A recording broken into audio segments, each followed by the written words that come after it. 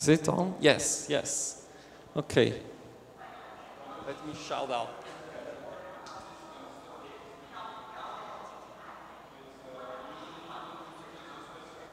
Or we just wait a couple of minutes.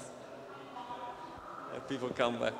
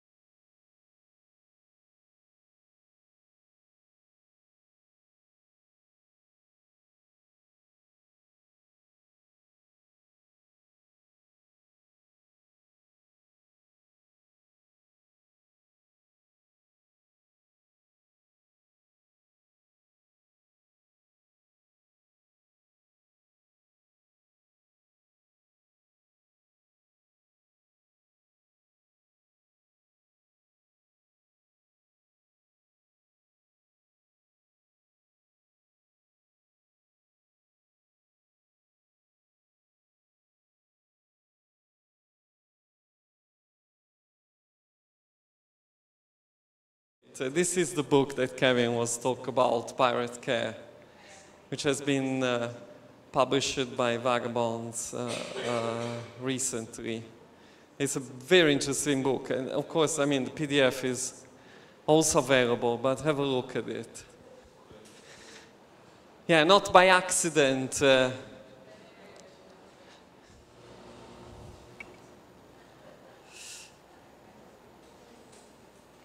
Especially for the extremely warm welcome that we all had here, me in particular, and for the, I mean, fabulous time that I'm personally having here.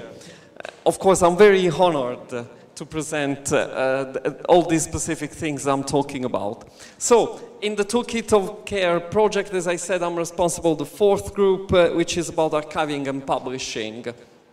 The talk is called The Temporary and Distributed Libraries, Active and Independent Librarianship, but let me introduce myself a bit more extensively, still briefly. I'm the editor-in-chief of and founder of this magazine called Neural. I have a copy here that is the 30 years anniversary, the celebrating 30 years anniversary.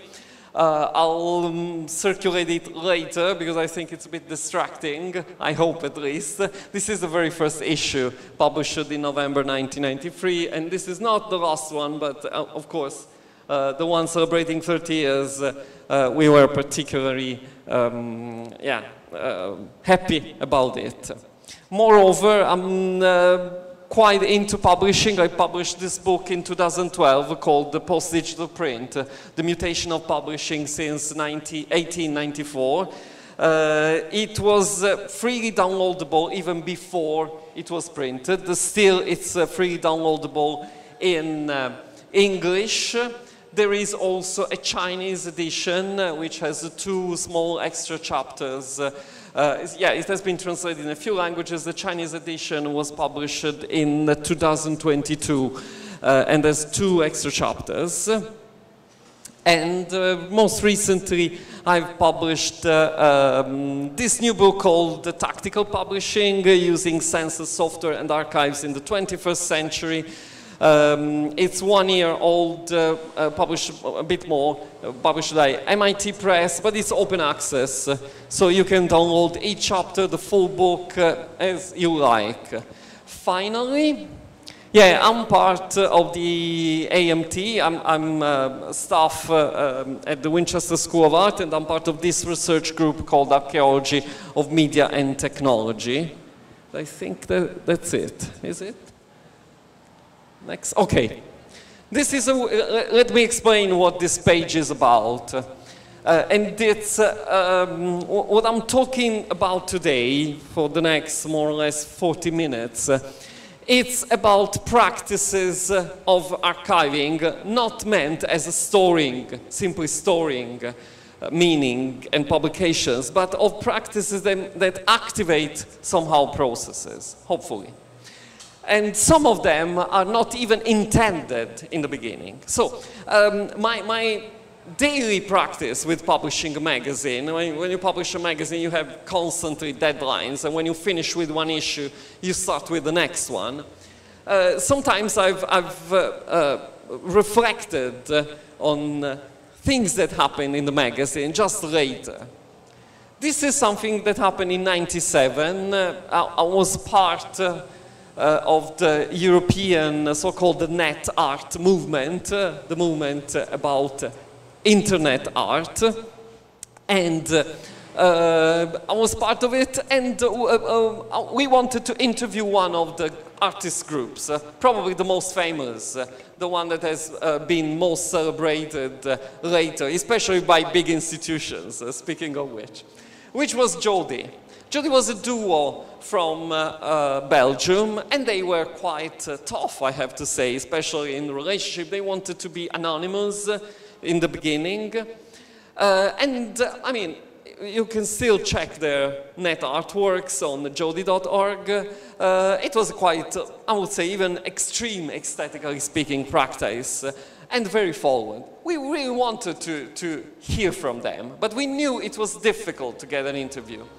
So we just sent an email, and they answered, yes, send the questions. And we sent the 10 questions. That's a classic interview. But what we got, instead of textual answers, was screenshots. But we got a screenshot for each question. And we started to think, okay, what we should do with them. Should we publish the interview as such? Or should we just discard it? Should we say, okay, let's forget about this? And while we started internally to debate about this thing, I started noticing that actually the screenshots were connected to the question. It was kind of their way to answer the question. And then I thought, well, who am I to judge this answer? We will just publish the interview as it is. And so here's the question. At that time, we were still publishing in Italian. A few years later, we started the English International Edition. Question and answer. There are 2 pages with this. And years later, we can claim that this is the only visual interview that Jody has ever released. So it became something quite relevant in the process, but it was kind of accidental. That's why I call it accidental archiving. And why archiving? Because when you publish on paper, somehow you already archive something, because it's meant to stay for a quite long period of time. So this process was, again, quite accidental. Okay, Libraries of Cultural Guerrillas is actually the title of one of the chapters of Tactical Publishing. And it's what I'm talking about today, of course, they are aimed to be still free from commercial platforms. And especially I would like to talk about two practices, active practices that I do beyond the magazine, beyond the other things that we are talking today. One of them is called the temporary library. So where does it start? I started to think about the libraries, which of course I have to admit I love so much, being repositories of culture when you can find, explore, discover things that you would have never known they existed through a very virtuous and social and free process. So I think there's a very virtuous mechanism in the libraries. But the libraries, I think, always had one specific problem, which is that they were physically located in one place. They were centralized. You go to the library. The bigger the library, the more, let's say, heavy presence it has. Which is not a problem in general, but it's a problem when you don't live close to the library. Metaphorically break the walls of the library. Well, that was a problem that it was felt a very long time ago.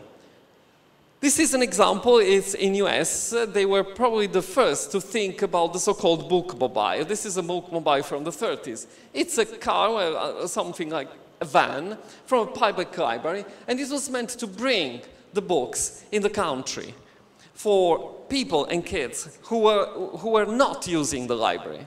So once a week, they were touring them, lending the books, getting the books, then they were already read. Let me reiterate the joke that I'm usually doing about this picture. You can see the two ladies are particularly happy, and the guy seems really upset. I don't know, maybe because there seems to be ice on the street and he's driving, but they seem to be, I mean, beyond him, quite happy about the whole process. I found out that bookmobiles have been implemented all over the world. I just found this morning. I couldn't find an historical example, but this is a mobile library for the Taichung Public Library in collaboration with the CYUT University that is doing similar things. This is specifically aimed on international students in Taichung, and has books of different South Asian languages for international students there. Yeah, this is a practice, and then I started to think, okay, this can enable a different practice of librarianship that I try to define as liminal in terms of in between different territories. Liminal is literally this area that usually you don't even notice, but that it's there, and it can even be crucial if you think and act on using it. For example, this was on the news for a while, a few years ago. It's an initiative that garbage collectors in Ankara started to have. They started to separate the books that they found in the garbage bins from the rest and to keep them. And then they started to build shelves and to put these books on shelves for their own enjoyment. But they started to notice that there were a lot of books that were just thrown away because people didn't know what to do with them, and they maybe needed space. And the more the collection grew, the more they were starting to think, okay, what should we do with them? And at some point, they started to have a chat with the municipality of Ankara in Turkey and to say, why don't we make them available to the public? And now it's a free library, 25,000 titles available for the whole municipality. They have been assigned a building with proper shelves. They themselves take turn to be the librarians. And you see, this liminal territory of things just discarded that would have ended in the landfill are then activated and become something that becomes a cultural resource. So there is another concept that that is close to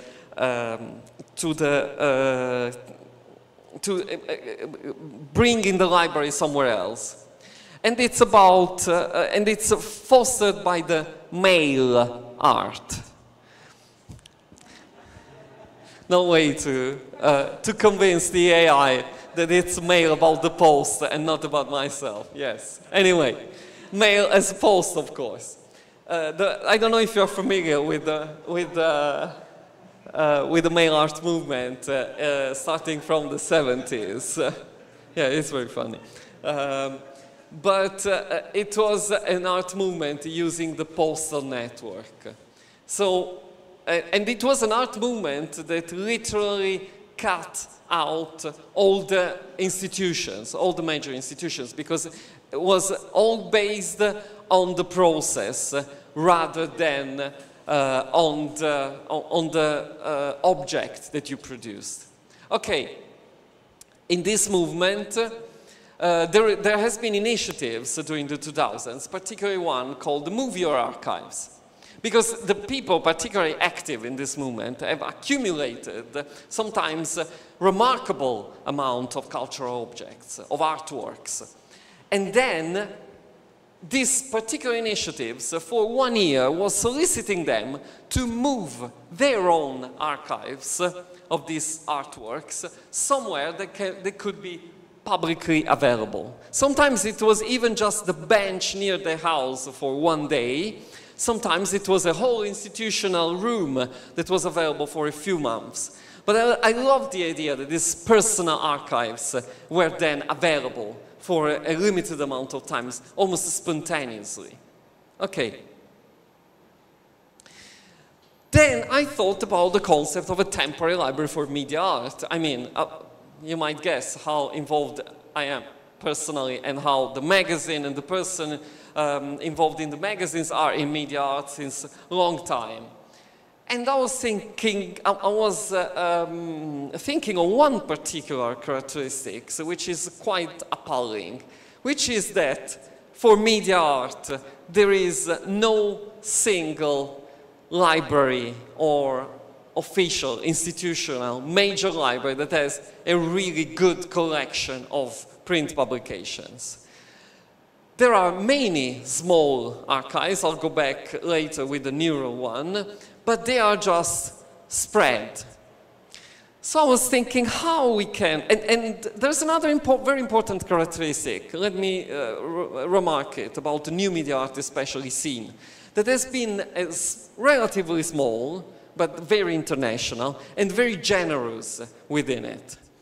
So I thought, why can't we just try to short-circuit this process?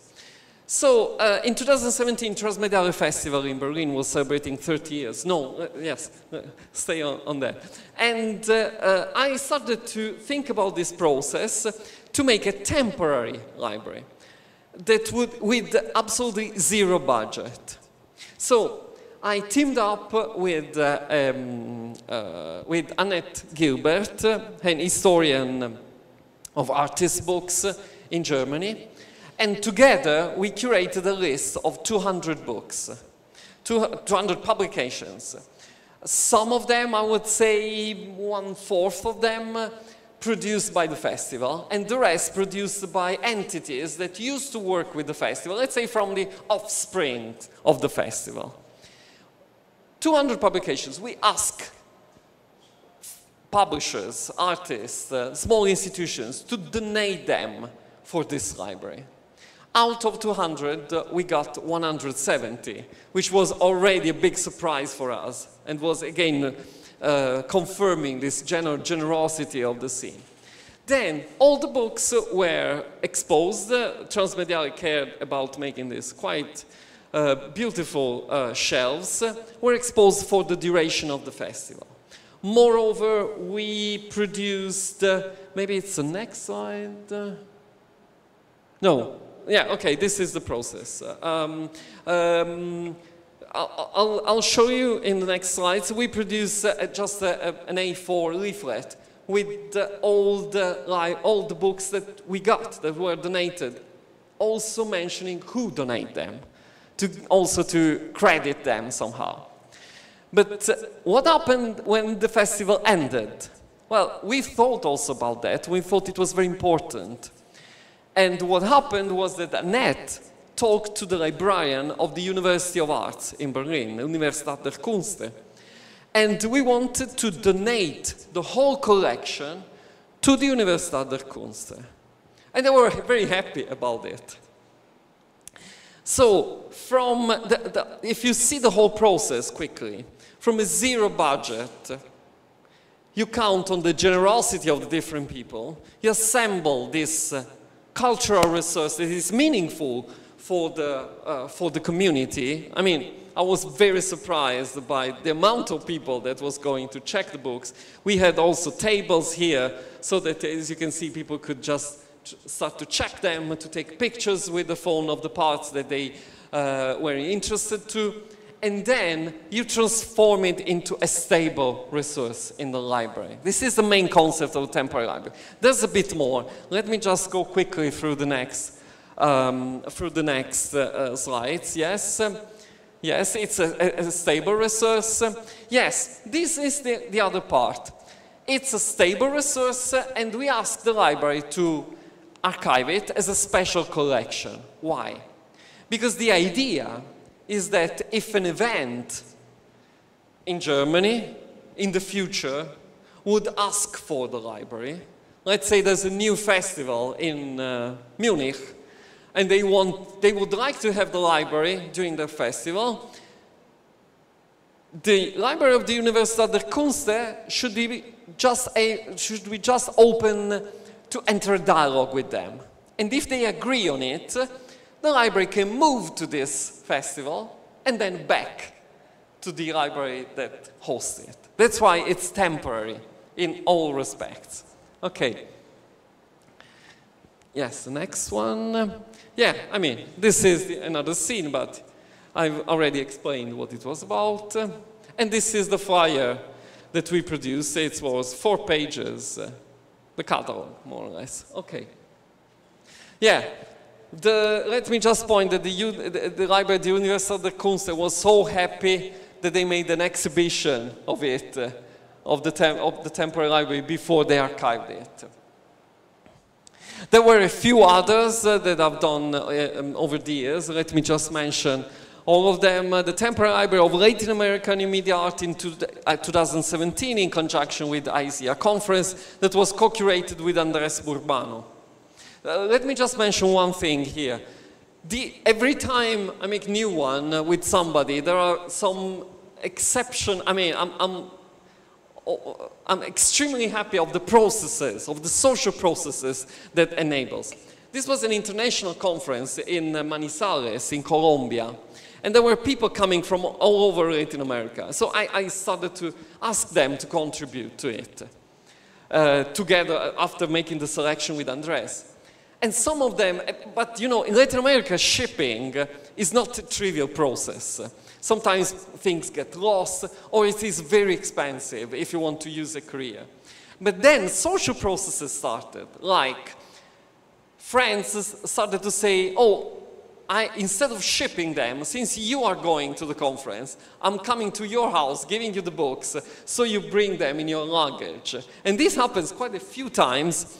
And even they were making suggestions about it. So we had a quite rich, in the end, temporary library.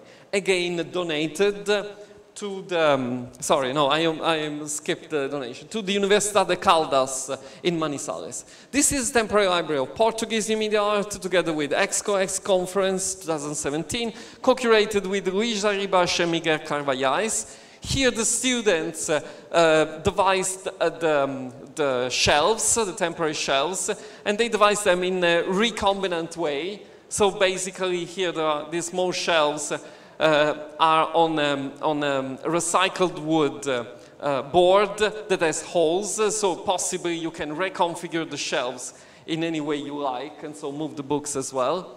And they even devised, compiled a script for WordPress, so that we had the catalogs, and every time you print it, the books are in a different order, just to reiterate the same concept. Then there was a temporary library of Norwegian media art during Metamorph Biennial in 2018, co-curated with Zane Zerpigna and Stahl Stensley. I did a workshop for a week there, and there were students involved. And since we had to do the libraries, I said, well, the first thing we have to do is that you talk with the students in Lisbon that has done already it 1 year ago. And they started to have a dialogue, of course, a chat about it. The nicest thing about this, about the Portuguese new media art library, what we call 2.0, is that it was requested actually by an event, by the Biennale de Arte Contemporanea de Maya in 2019. So it literally traveled in a car to Maya. Maya is in the very north of Portugal, and stayed in a container when it was available. And when it was done, it traveled back to Lisbon. So in a way, proving physically the concept I was trying to foster. Then we did the same with the Library of Norwegian Media Art 2.0 in 2019. But Zane Zerpigna, one of the two co-curators of it, made a second open call. So there is one important thing, that I don't want to maintain, how can I say, control over these libraries. The moment they are handed to the library, to the official library, to the stable library, I hand also the managing of it. If they want to improve them, to add new titles, they are free to do it. They have the knowledge to do it. And it happened the same for the Norwegian one. So Zane made an open call, and actually there were 40 new titles that were added in Oslo. And then the library traveled back bigger than when it left from Trondheim before. So again, another possible virtuous process. The last one so far has been the temporary library for Creating Commons. During the Creating Commons 2019 event, co-curated with Cornelius Hall, Frank Feichstader and Shusha Niederberger. It was focused on the digital commons concept. And then it was donated to the University of Arts in Zurich. No, it was not the last one. The last one has been done in 2022. It was the temporary library of Danish media art, co-curated with Morten Sondergaard and Mons Jacobsen. Okay, I see the temporary library as a collective experience, enabling and activating these social processes. So you see how the values that we are talking about in the Toolkit of Care are also embedded in these practices. There's the care about the knowledge of new media art, but this care is not, this care has to be accessible, and that's why during the event, and it has to stay as a free accessible resource, and that's why it goes to libraries, official, institutional libraries, but it still has to be open to travel somewhere else, and that's why it's temporary. Okay. There is a mutual acknowledging among the donors. This was a short reflection I made on the fact that people were so happy to donate the books. I mean, of course, it's for a publisher, a copy, I mean, it doesn't mean a lot of money. It's a sustainable donation. But why they were so keen to donate them? I think that a nice process that was instigated somehow is that each of them was acknowledging the other. So they collectively were possibly feeling to be part of something bigger that was, again, acknowledging them in return. Yeah, and this creates collective sharing and discovering, again, in a dialogue. Not just personal. It creates this social space when the library can be enjoyed. Yeah, and these library experiences, I've explained, evolve collectively over time. And this is what I call non-accidental archiving, of course. This is very, I mean, we really want to do it. So it's absolutely non-accidental. Okay, I will end with the last concept, which is close but different, which is the one of distributed archives. Yeah, it all started from the Neural Archive. I mean, you can imagine that in 32 years of publishing the magazine, we have accumulated a lot of publications, all strictly about new media art. How we have accumulated them, I would say, well, not completely accidentally, but again, it was the generosity of the community donating them to us. So yes, of course, authors that aspired to have their book reviewed in the magazine, but sometimes a lot of artists who just hand me their own catalogs, their own publication, just because they wanted to be sure that we got it. It ended up in thousands of publications. I estimate this in, I think that now we are around 7,000 total publications, all focused on the media art. I might say that I've, except maybe a couple of libraries that had hundreds, I have no idea if there's a similar thing somewhere else. But then I started to think, are we the only ones? And of course not. We are not. There's other institutions, small institutions all over the planet that has their own small archives, their own small collection of publications about new media art. And I started to think, okay, how that happened? I mean, the technologically most advanced art movement, first about the internet since the very beginning, and then about all the possible technologies, never managed to have connections among its own history. But starting from the Neural Archive, I started to think, okay, it's absolutely unfair that everything is at our own place and it's not shared. How can we give something back to the community?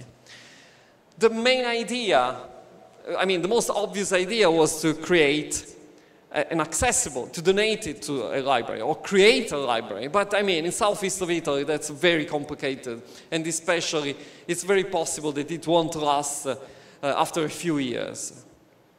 So I started to think, okay, but there's a basic thing that we can do. What can we do?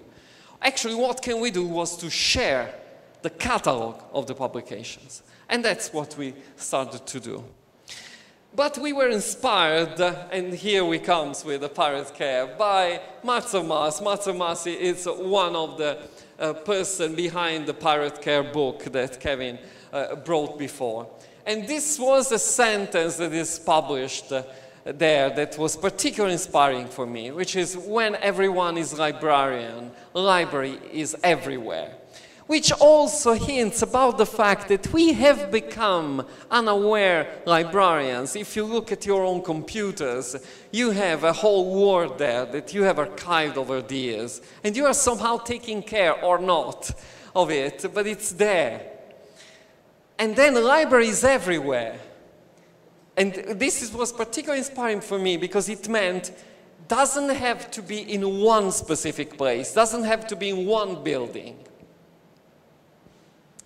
So we have become, I think, custodians, and I thought that's exactly what I should do. What we should do as Neural no-profit institution, that's what I should actively do. Become a custodian for everything that I can accumulate and share.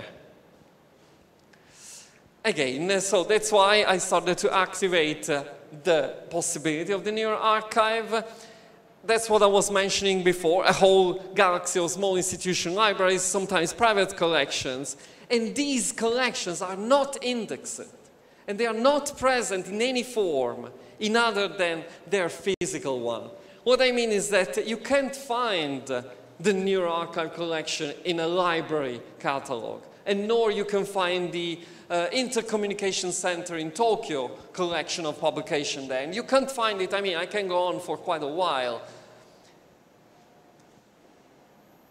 So publishing, and then my ambitious aim was to interconnect the catalogs. What would have enabled them?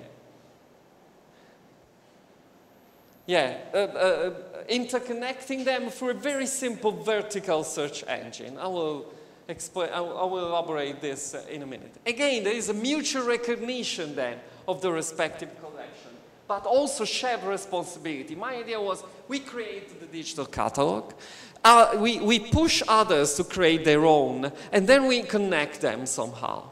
There is mutual recognition, which means that we will, when you team up with other people, there is a shared responsibility. So let's say that at some point I get fed up by new media art. And I want to just go to India and meditate for the rest of my life. Might happen. What happens to the collection? Now, other people in the community would say, okay, you go to India, but give us the collection because that is for the community. And I would be very happy to do it. And it would be the same if anybody else would act the same, basically. And this is what I define as distributed archives. I see it as this kind of archipelago of small islands of cultures that then become interconnected. This is the interface of the NeuroArchive website. Of course, you can browse, search, or see random publications. It's a quite nice visual interface. It started in 2013, already 12 years, and we've reached, well, this is an old screenshot. We are almost at 2,000 publications indexed. How we index it? Next one, yes. This is a classic record. This is just the scan of the cover, bibliographical details, and the content index. Technically, no, sorry, to the previous one. Technically, the content index is already copyright violation. Let me just say we don't care. Because in the content index, there is the most crucial data about the publication, the authors. The keywords are in the titles more often than not. So when you search the archive, you end up finding the right things. Let me just very briefly say the history of this specific book, Art plus Telecommunication, from 1984.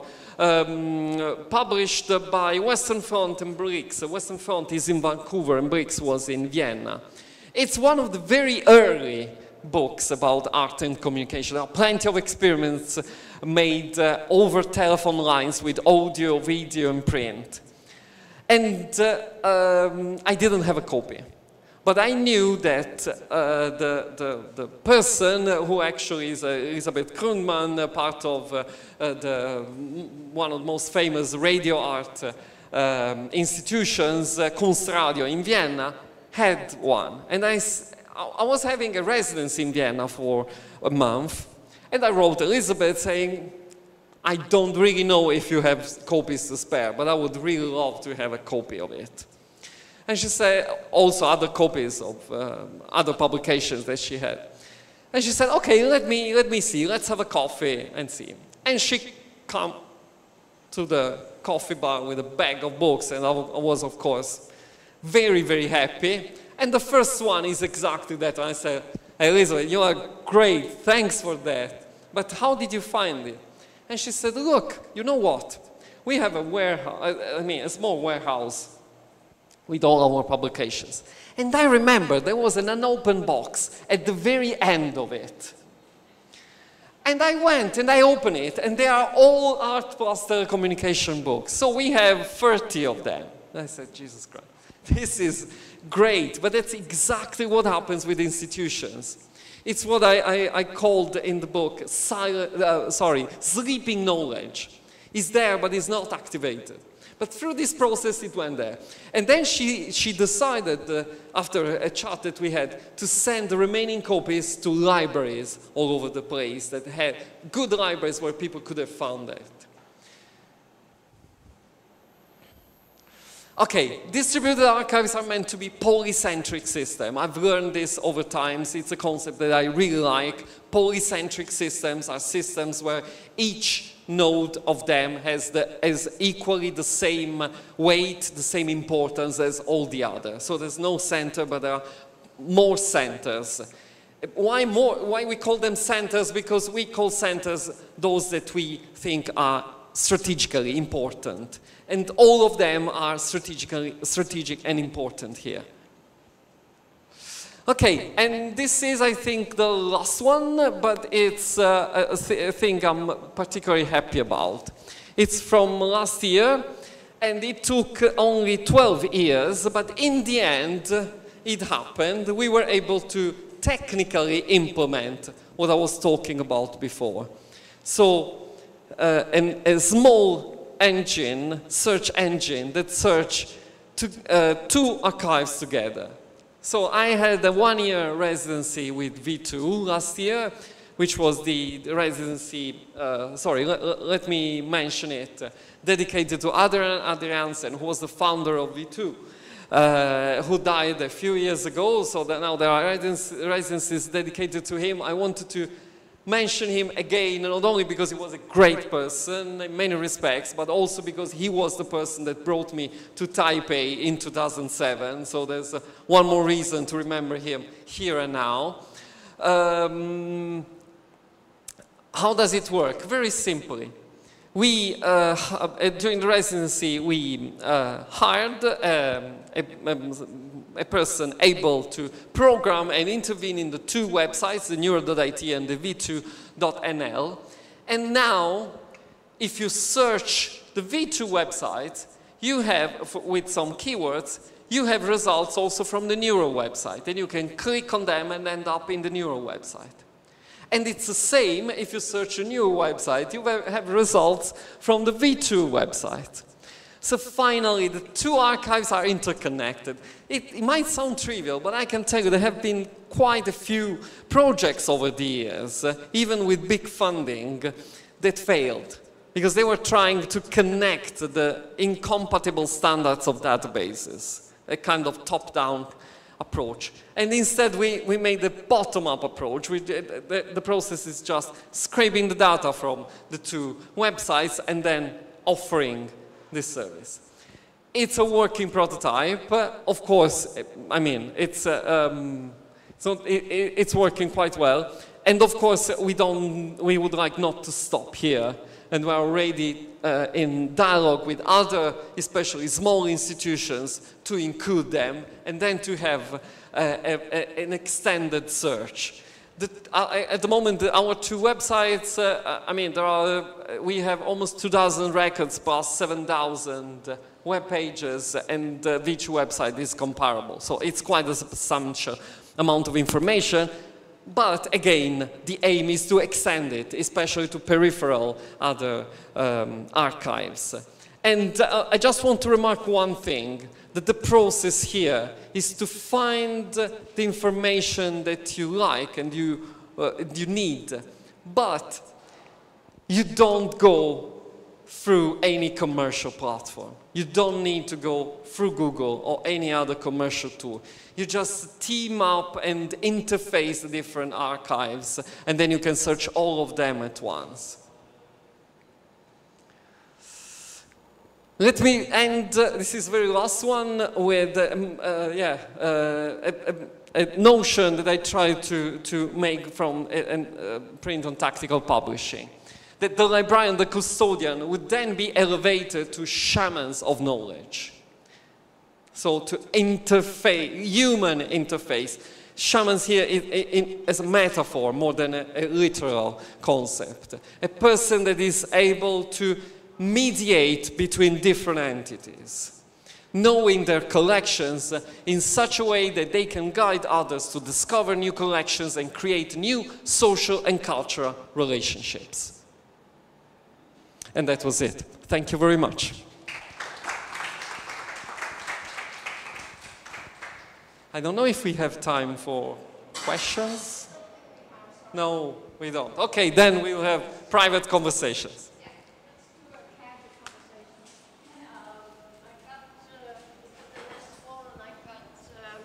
We're going to continue to the 3 p.m. forum, and will be very interesting, so hope you can stay. Okay, 74 years old, I cannot delay him. You can? The guy that's coming to talk from the amateur radio association here is 74 years old. Wow.